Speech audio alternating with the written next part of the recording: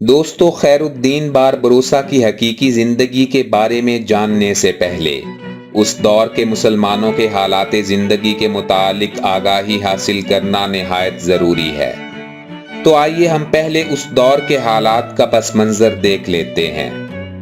ناظرین، ہم کوشش کریں گے کہ ان حقیقی حالات کو اس صورت بیان کیا جائے کہ آپ کی دلچسپی برقرار رہے۔ اندلس کے جنوبی حصے البشارات کے کوہستانی سلسلے شلیر کی ایک چوٹی پر ڈھلتی ہوئی عمر کا ایک شخص اپنے ہاتھ میں چھڑی لیے ایک بڑی سی چٹان پر بیٹھا ہوا تھا۔ وہ شاید چرواہا تھا، اس لیے کہ کوہستانی سلسلے کی اس چوٹی کے نیچے بھیڑ بکریوں کی صورت میں اس کا ایک خاصا بڑا ریوڑ چر رہا تھا۔ اس بوڑھے کی نگاہیں بار بار کوہستانی سلسلے شلیر کے چھوٹے سے دریائے فردیش کے کنارے راہبوں کے لیے بنی ہوئی خانقاہوں کی طرف اٹھ جاتی تھی۔ پھر وہ بڑے مایوسانہ سے انداز میں ادھر ادھر دیکھنے لگتا تھا۔ شاید اسے بڑی بے چینی سے کسی کا انتظار تھا۔ دوستو، یہ وہ دور تھا جب اندلس میں مسلمانوں کی آخری سلطنت غرناطہ کا خاتمہ ہو چکا تھا اور آخری مسلمان حکمران عبداللہ اندلس سے نکل کر افریقہ جا چکا تھا۔ اسپین کے نصرانی حکمران مسلمانوں پر ظلم اور جبر کرتے ہوئے انہیں زبردستی نصرانی بنانے کی کوشش کر رہے تھے۔ مسلمانوں کی بدقسمتی کہ جب اسپین پر مسلمان حملہ آور ہوئے تو یورپ والے انہیں مورس کے نام سے پکارتے تھے، اور جب اسپین میں مسلمانوں کی حکومت ختم ہو گئی تب اسپین کے حکمرانوں نے مسلمانوں کو زبردستی عیسائی بنانا شروع کیا، اور جو لوگ عیسائی بنا لیے جاتے انہیں حقارتاً مارس کوس کہہ کر پکارا جانے لگا تھا۔ جن مسلمانوں کو زبردستی نصرانی بنا لیا جاتا وہ کلیساؤں میں ضرور جاتے، لیکن گھر آ کر دروازے بند کر کے 5 وقت کی نماز بھی پڑھتے تھے، اس لیے کہ اپنی جانوں اور اپنے ناموس کو بچانے کے لیے بظاہر انہوں نے نصرانیت قبول کر لی تھی، لیکن باطن میں وہ اپنے دین سے منسلک رہے۔ وہ نصرانیوں اور ان کے حکمرانوں کو مطمئن کرنے کے لیے وہ کلیساؤں میں شادی کرتے تھے، لیکن گھر جا کر بڑی رازداری کے ساتھ اسلامی رسومات کے مطابق اپنے نکاح کا اہتمام کر لیتے تھے۔ البشارات کے علاوہ جہاں کہیں بھی مسلمان تھے انہیں مجبور کیا جا رہا تھا کہ وہ ہر صورت میں نصرانیت قبول کریں۔ صرف البشارات میں جو جنگجو قبائل بیٹھے ہوئے تھے وہ ابھی تک ان پابندیوں سے آزاد تھے، اس لیے کہ آئے دن البشارات کے مسلمان جنگجو قبائل اور ہسپانیہ کی نصرانی انتظامیہ کے درمیان جھڑپوں اور لڑائیوں کا سلسلہ جاری رہتا تھا۔ دوستو، یہ وہ بدترین دور تھا کہ ہسپانیہ کے نصرانیوں نے مسلمانوں کو ہسپانیہ کی حکومت سے بالکل محروم کر دیا تھا، اور اب ہسپانیہ کے حکمرانوں کے حوصلے اور ولولے اس قدر بڑھ گئے کہ سمندر کی پٹی کو عبور کرنے کے بعد انہوں نے شمالی افریقہ کے ایک کافی بڑے مسلمان علاقے پر بھی قبضہ کر کے وہاں خاصا بڑا لشکر رکھ دیا تھا، جو نہ صرف اس علاقے کی حفاظت کرتا تھا بلکہ اس علاقے میں راہبوں کی خانقاہیں اور کلیسا تعمیر کرنے کے بعد وہاں بھی نصرانیت کی تبلیغ کا کام شروع کر دیا گیا تھا۔ جہاں تک ہسپانیہ کے مسلمانوں کا تعلق تھا وہ اب اپنے ماضی کی عظمتوں اور اپنے اسلاف کے وقار سے کٹ چکے تھے۔ اپنے حالات سے وہ قطعی طور پر غیر مطمئن اور اپنے مستقبل میں تاریکی کے سوا کچھ محسوس نہ کرتے تھے۔ البشارات میں جو قبائل اپنی آزادی بحال رکھے ہوئے تھے ان کے 2 بڑے گروہ تھے۔ پہلا گروہ عدنانی کہلاتا تھا، ان میں عربوں کے قبیلے بنو ہاشم، بنو امیہ، بنی مخزوم، بنی فہر، بنی کنانہ، بنی حزیل، بنی تمیم، بنی ثقیف اور بنی ربیعہ شامل تھے۔ دوسرا گروہ جو زیادہ طاقتور تھا ان میں بنی ازد، بنی خزرج، بنی اوس، بنی ہمدان، بنی تے، بنی مراد، بنی مرہ، بنی خولان، بنی لہم، بنی جزام، بنی کندہ، بنی حمیر، بنی کفاء، بنی حوازن اور بنی کلب وغیرہ شامل تھے۔ قحطانیوں میں زیادہ تعداد بنی اوس اور خزرج کی تھی جو انصار کہلاتے تھے، جنہوں نے مدینہ منورہ میں نبی کریم صلی اللہ علیہ وسلم کی مدد کی تھی۔ یہ لوگ کثرت سے اپنے وطن کو خیر آباد کہہ کر اندلس میں آباد ہو گئے تھے۔ اب خاص مدینہ میں تقریباً ان کا کوئی آدمی نہیں تھا۔ ان دنوں قحطان قبیلے کے سردار کا نام کعب بن عامر اور عدنانی قبائل کے سردار کا نام سعد بن سلامہ تھا۔ قحطانی سردار کعب بن عامر کا ایک بیٹا مغیرہ بن کعب، 2 بیٹیاں نابیل اور معاذ تھیں، جبکہ عدنانی قبائل کے سردار سعد بن سلامہ کی صرف ایک بیٹی تھی جس کا نام نبیرہ تھا۔ بہرحال یہ جنگجو قبائل اکثر و بیشتر ہسپانوی حکومت سے اپنی آزادی برقرار رکھنے کے لیے برسر پیکار رہتے تھے۔ اندلس میں یہ مسلمانوں کے لیے انتہا درجہ کا برا اور بدترین دور تھا۔ تو دوستو، جبل شلیر کی چوٹی کے اوپر جو چرواہا بیٹھا ہوا تھا اور جو نیچے بار بار دریائے فردیش کے کنارے نصرانی راہبوں کی خانقاہوں کی طرف دیکھ لیتا تھا، کچھ دیر ایسی ہی کیفیت میں پتھر پر بیٹھا رہا۔ اپنی پریشانی اور الجھن کا اظہار کرنے کے لیے کبھی کبھی وہ بڑے زور سے اپنے ہاتھ میں پکڑی ہوئی چھڑی زمین پر مارتے ہوئے غصے اور خفگی کا اظہار کرتا تھا۔ پھر اسے نہ جانے کیا سوجی کہ اٹھ کھڑا ہوا۔ کچھ دیر وہ انتہائی مغموم انداز میں چوٹی سے نیچے بہتے دریائے فردیش کی طرف دیکھتا رہا۔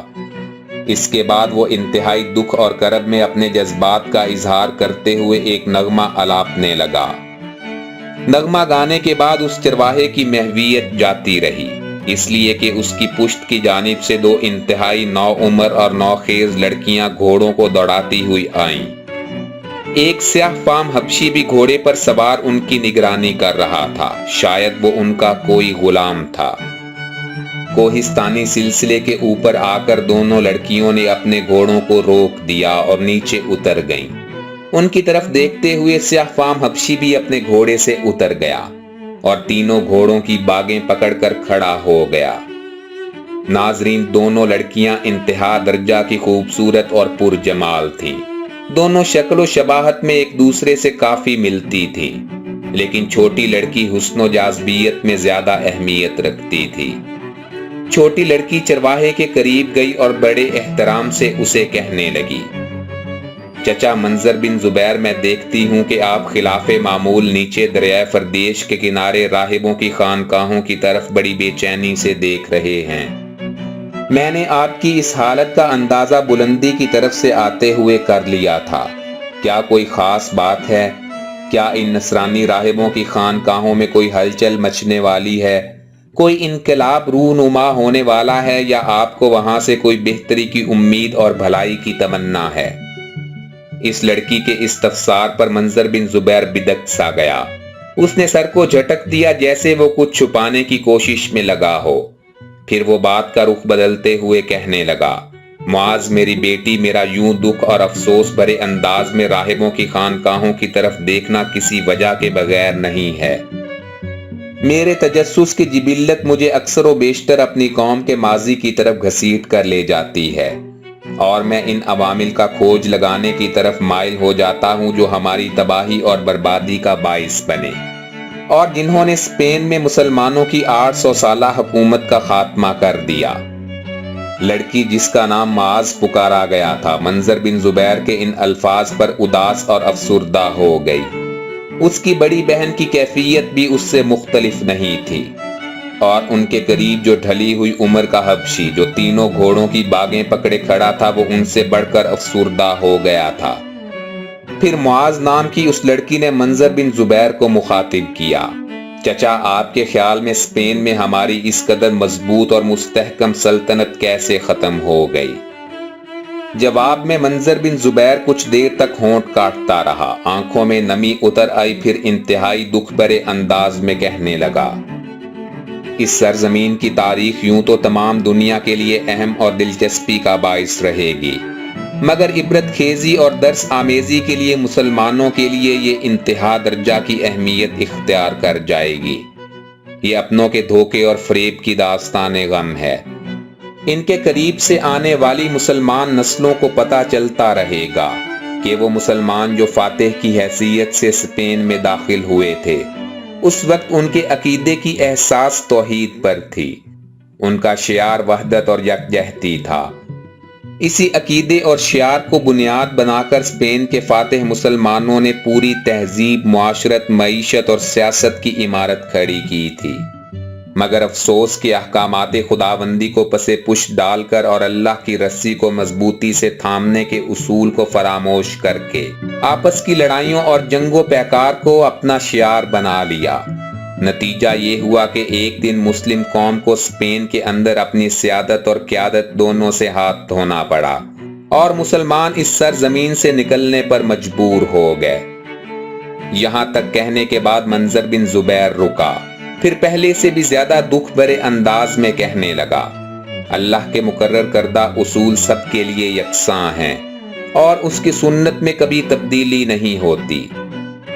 جو لوگ آج اللہ کے فرما بردار اور اطاعت شعار بندے ہیں، کل کو اگر وہی اس کے احکامات سے روح گردانی اختیار کر لیں تو ہرگز ذلت و رسوائی سے نہیں بچ سکتے۔ یہاں تک کہنے کے بعد چرواہا منظر بن زبیر خاموش ہو گیا۔ اس کے چہرے پر دور دور تک اداسیاں تھیں، آنکھوں میں نا امیدی کی ایسی کیفیت تھی جیسے منزل کے قریب کسی مسافر سے اس کا سارا اثاثہ چھین لیا گیا ہو۔ اس کی یہ کیفیت دیکھتے ہوئے معاذ، اس کی بڑی بہن نابیل اور ان کا حبشی غلام بسیط تینوں ہی افسردہ ہو گئے۔ پھر ان تینوں نے دیکھا کہ منظر بن زبیر نیچے راہبوں کی خانقاہوں کی طرف دیکھتے ہوئے چونک پڑا تھا، اس لیے کہ ان خانقاہوں میں سے ایک کے اندر سے دو راہب نکلے، ایک خوب جوان جبکہ دوسرا ابھی نوعمر لڑکا تھا۔ دونوں ہی ایک جیسا راہبانہ لباس پہنے ہوئے تھے۔ معاذ نے شاید منظر بن زبیر کی اس کیفیت کو بھانپ لیا، لہٰذا اپنی بڑی بہن کو اشارہ کرتے ہوئے اس نے گھوڑے کو ایڑ لگا دی۔ اس کی طرف دیکھتے ہوئے اس کی بڑی بہن نابیل اور بسیط دونوں اپنے گھوڑوں کو ایڑ لگا چکے تھے۔ تھوڑی ہی دور جا کر معاذ اپنے گھوڑے سے اتر کر ایک چٹان کی اوٹ میں بیٹھ گئی۔ اس کی یہ کیفیت دیکھتے ہوئے اس کی بہن نابیل سوالیہ سے انداز میں اس کی طرف دیکھنے لگی۔ جواب میں معاذ نے پہلے اپنے ہونٹوں پر انگلی رکھتے ہوئے اسے چپ رہنے کا اشارہ کیا، اس کے بعد اسے دوسرا اشارہ دیا کہ وہ اس کے ساتھ چٹان کی اوٹ میں بیٹھ جائے۔ اس پر نابیل اپنے گھوڑے سے اتر کر معاذ کے قریب بیٹھ گئی۔ بسیط بھی گھوڑے سے اتر گیا اور تینوں گھوڑوں کو وہ پکڑ کر ایک طرف کھڑا ہو گیا۔ دوستوں، کوہستانی سلسلے کے نیچے دریائے فردیش کے کنارے بنی راہبوں کی خانقاہوں سے جو دو راہب نکلے تھے، وہ بڑی تیزی سے کوہستانی سلسلے کے قریب آئے۔ ان میں سے ایک خوب توانا جبکہ دوسرا نوعمر مگر گھٹے ہوئے جسم کا تھا۔ دونوں راہب کوہستانی سلسلے کے اوپر چرواہے منظر بن زبیر کے پاس آئے۔ اس سے باری باری دونوں نے پرجوش مصافحہ کیا۔ پھر وہ راہب جو بڑی عمر کا تھا منظر بن زبیر کو مخاطب کرتے ہوئے کہہ رہا تھا، کیا دونوں قبیلوں کے سرداروں کو ہماری آمد سے مطلع کر دیا گیا ہے؟ اس پر ابن زبیر نے بڑی عقیدت مندی سے باری باری دونوں راہبوں کی طرف دیکھا، پھر انہیں مخاطب کرتے ہوئے کہا، قحطانی قبائل کے سردار کا نام کعب بن عامر ہے اور عدنانی قبائل کے سردار کا نام سعد بن سلامہ ہے۔ دونوں کو آپ کی آمد سے مطلع کر دیا گیا ہے اور اس وقت قحطانی سردار کعب بن عامر کی کلا نما حویلی میں دونوں سردار آپ کے منتظر ہوں گے۔ آپ تھوڑی دیر رکے، میں آپ دونوں کے ساتھ دونوں سرداروں کے پاس جاؤں گا۔ میرا بیٹا کیسر بن منظر آنے والا ہے، اس کے بعد میں آپ کے ساتھ ہو لوں گا۔ یہاں تک کہتے ہوئے منظر بن زبیر کو رک جانا پڑا، اس لیے کہ ایک نوجوان بھاگتا ہوا کوہستانی سلسلے پر چڑھتا دکھائی دیا۔ اس کی طرف اشارہ کرتے ہوئے منظر بن زبیر کہنے لگا، یہ میرا بیٹا کیسر ہے، اب آئیں میں آپ کے ساتھ چلتا ہوں۔ کیسر بن منظر قریب آیا، تینوں سے سلام کیا۔ دونوں راہب خوش کن انداز میں اس سے ملے، پھر وہ منظر بن زبیر کے ساتھ ہو لیے۔ ایک جگہ رک کر بڑے راہب نے منظر بن زبیر کو مخاطب کیا، یہ کوہستانی سلسلے کے سامنے جو بستیاں دکھائی دے رہی ہیں، یہ دونوں سرداروں میں سے کس کی ہیں؟ منظر بن زبیر نے کچھ سوچا، پھر کہنے لگا، سامنے دکھائی دینے والی بستیاں قحطان قبائل کی ہیں۔ قحطانی قبائل کی بڑی بستیاں کریتیا، یورا، جبل عاصم، بستہ اور زوستر ہیں۔ اس کے علاوہ بھی ان کی کچھ چھوٹی بستیاں ہیں۔ جہاں تک عدنان قبائل کا تعلق ہے تو ان کی بڑی بستیوں میں حسن کیسر، حسن فینانہ، بنی عبدوس اور خندق آش مشہور ہیں۔ ناظرین، یوں لگتا تھا کہ منظر بن زبیر کے اس انکشاف سے دونوں مطمئن ہو گئے، پھر چپ چاپ اس کے ساتھ کوہستانی سلسلے کی تدریجی ڈھلوان سے اترتے ہوئے سامنے نظر آنے والی بستی کا رخ کرنے لگے۔ دوستو، خیر الدین باربروسا کی حقیقی زندگی پر مبنی حالات کو جاننے اور اس نڈر اسلامی سپاہی کی قائدانہ صلاحیتوں سے آگاہ رہنے کے لیے ہمارے چینل ہسٹورک انفو کو سبسکرائب کرتے ہوئے گھنٹی کے نشان کو بھی دبا دیں تاکہ آپ ہماری ہر نئی اپلوڈ ہونے والی ایپیسوڈ کی نوٹیفیکیشن بروقت اور سب سے پہلے حاصل کر سکیں۔ ہمیں فیس بک پر فالو کرنے کے لیے ہمارے فیس بک پیج ہسٹورک انفو کا لنک ڈسکرپشن باکس میں موجود ہے۔ تو ناظرین، ملتے ہیں جلد ہی اسی سلسلے کی اگلی قسط کے ساتھ۔ اپنا بھرپور خیال رکھیے گا۔ اللہ حافظ۔